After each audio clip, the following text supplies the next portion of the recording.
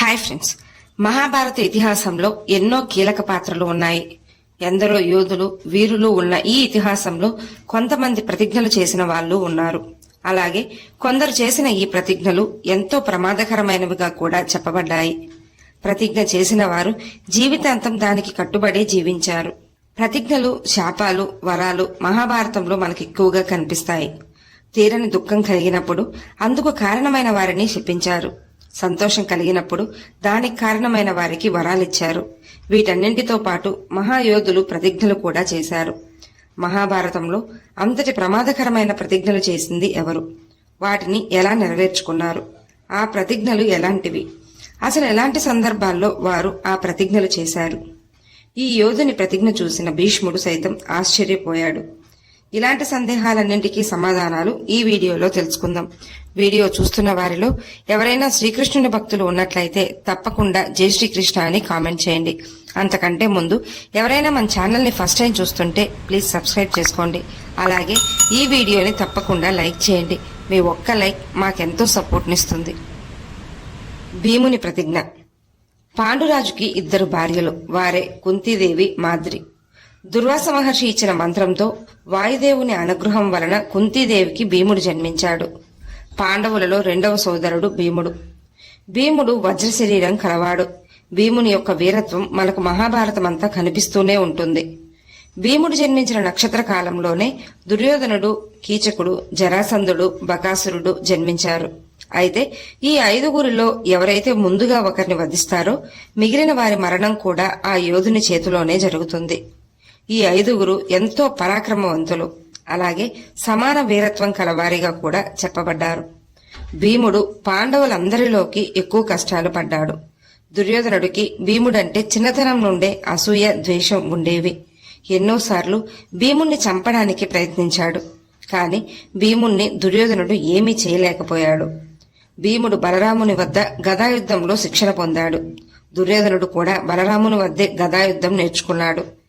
భీముడు పాండవులందరిలోకి అత్యంత సున్నిత స్వభావం కలవాడు. కాని యుద్ధానికి వెళ్తే అంతే మొండివాడు. భీమునికి కోపం ఎక్కువ, కాని వెంటనే శాంతించే స్వభావం కలవాడు. పాండవులందరిలోకెల్లా ముందుగా వివాహమైంది భీమునికి. లక్క ఇంటి దహనం నుండి తప్పించుకొని అడవుల్లోకి వెళ్లిపోతారు పాండవులు. ఆ సమయంలోనే రాక్షస జాతికి చెందిన స్త్రీ అయిన హిడింబితో భీమునికి వివాహం జరిగింది. వారికి కలిగిన కుమారుడే ఘటోత్కచుడు. ద్రౌపది స్వయంవరంలో అర్జునుడు ద్రౌపదిని గెలుచుకుంటాడు.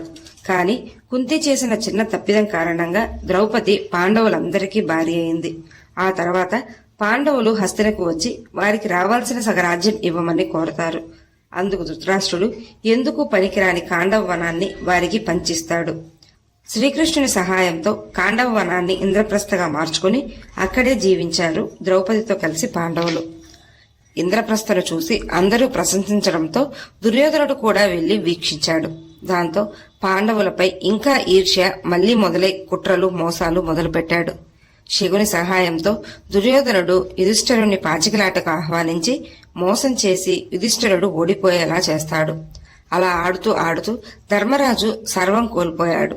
చివరకు తన సోదరులను కూడా పరంగా పెట్టి పాచికలాడి ఓడిపోయాడు.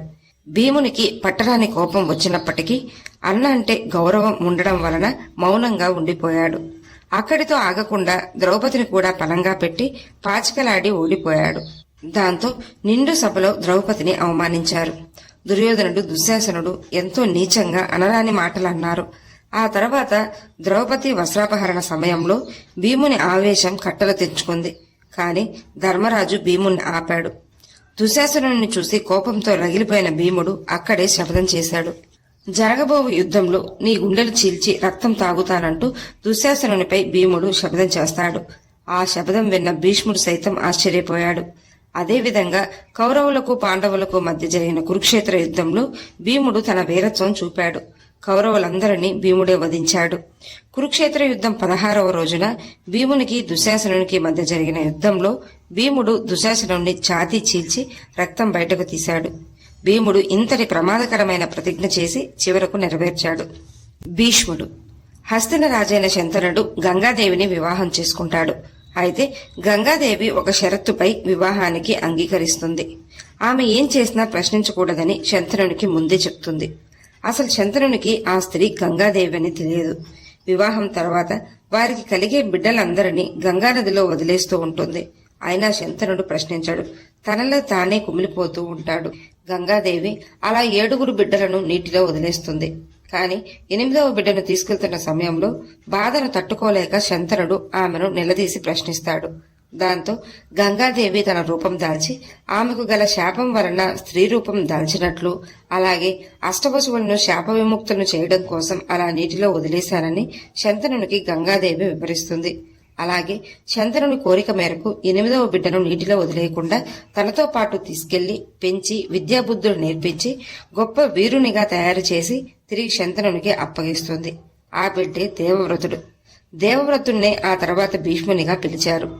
దేవవ్రతుడు భీష్మునిగా పిలువబడ్డానికి కూడా ఒక కారణం ఉంది. శంతనుడు భీష్మునికి హస్తిన రాజ్యాన్ని అప్పగించి బాధ్యతల నుండి తప్పుకున్నాడు. ఆ సమయంలోనే శంతనుడు సత్యవతిని చూసి ఇష్టపడతాడు. వివాహం చేసుకుంటానని సత్యవతిని కోరగా సత్యవతి తండ్రి మాత్రం ఒక షరతు పెడతాడు. హస్తిన సింహాసనంపై హక్కు సత్యవతి పిల్లలకు మాత్రమే చెందాలని చెప్తాడు. అందుకు శంతనుడు అంగీకరించడు. కాని సత్యవతి ధ్యాసలోనే ఉంటూ ఎంతో బాధపడుతూ ఉండడాన్ని భీష్ముడు గమనించి మంత్రుల ద్వారా జరిగిన విషయం తెలుసుకుంటాడు. వెంటనే భీష్ముడు సత్యవతి తండ్రి వద్దకు వెళ్లి సత్యవతిని తన తండ్రి శంతనునికి ఇచ్చి వివాహం జరిపించండి, నేను నా హక్కును వదిలేస్తాను అని మాటిస్తాడు. కాని సత్యవతి తండ్రి భవిష్యత్తు తరాల వారిపై సందేహం వ్యక్తం చేస్తాడు. దాంతో భీష్ముడు తాను బ్రహ్మచర్యాన్నే పాటిస్తానని శపథం చేస్తాడు. తండ్రి కోసం, తండ్రి సంతోషం కోసం భీష్ముడు తన జీవితాంతం బ్రహ్మచారిగానే జీవించాడు. భీష్ముడు ప్రతిజ్ఞ చేసినట్లుగానే తన జీవితమంతా వివాహం చేసుకోకుండా బ్రహ్మచర్యాన్ని పాటించాడు. అర్జునుడు గొప్ప పరాక్రమవంతుడు. పాండవులలో మధ్యముడు అర్జునుడు. కురుక్షేత్ర యుద్ధంలో ధర్మరాజుని ప్రాణాలతో పట్టుకోవడం కోసం పద్మవ్యూహాన్ని రచిస్తాడు ద్రోణాచార్యుడు. దాంతో పద్మవ్యూహాన్ని ఛేదించడం శ్రీకృష్ణుడికి, అర్జునునికి మినహా ఎవరికీ తెలియదు. కాని అదే రోజు అప్పటికే శ్రీకృష్ణుణ్ణి, అర్జునుణ్ణి సంసప్తకులు వేరొక దిక్కుకు మరలుస్తారు. అప్పుడు పాండవులు దిక్కుతోచని స్థితిలో ఉండగా అభిమన్యుడు తనకు పద్మవ్యూహం లోపలకు ప్రవేశించడం తెలుసు కాని తిరిగి బయటకు రావడం తెలియదని చెప్తాడు. అర్జునుని మినహా మిగిలిన పాండవులు అభిమన్యుణ్ణి అనుసరిస్తూ పద్మవ్యూహం వైపుకు వెళ్తారు. అభిమన్యుడు పద్మవ్యూహంలోకి ప్రవేశించి ఎంతో వీరోచితంగా పోరాడుతూ ఉంటాడు. కాని సైంధవుడు అంటే జయద్రథుడు పాండవులను పద్మవ్యూహంలోకి ప్రవేశించకుండా నిలువరిస్తాడు. పాండవులలో అర్జునుడి మినహా మిగిలిన పాండవులను ఒక్కరోజు నిలువరించగల వరాన్ని పరమశివుని వద్ద జయద్రథుడు పొంది ఉంటాడు. దాంతో అభిమన్యుడు పద్మవ్యూహంలో ఒంటరిగా చిక్కుకొని యుద్ధం చేస్తుంటాడు. కాని కౌరవ యోధులందరూ కలిసి కుట్ర చేసి యుద్ధ నియమాలను ఉల్లంఘించి అతి కిరాతకంగా అభిమన్యుణ్ణి నిరాయుధుణ్ణి చేసి వధించారు. అభిమన్యుని మరణ వార్త విన్న అర్జునుడు ఎంతో దుఃఖించాడు. అలాగే తన సోదరులను జయద్రథుడు నిలువరించాడని తెలిసి అర్జునుడు కోపంతో రేపు సూర్యాస్తమయంలోపు జయద్రథుడిని వధించకపోతే తానే ఆత్మాహుతి అవుతానని అర్జునుడు ప్రతిజ్ఞ చేస్తాడు. ప్రతిజ్ఞ విన్న శ్రీకృష్ణుడు ఎంతో బాధపడతాడు. మరుసటి రోజు కురుక్షేత్ర యుద్ధం ప్రారంభమైంది. కాని కౌరవులందరూ జయద్రథుడికి రక్షణగా నిలబడ్డారు. కౌరవ యోధులందరితో అర్జునుడు యుద్ధం చేస్తూ ముందుకెళ్తుంటాడు. అర్జునుడు గురువైన ద్రోణునితో యుద్ధం చేస్తుండగా ఇద్దరూ పోటాపోటీగా యుద్ధం చేస్తుంటారు.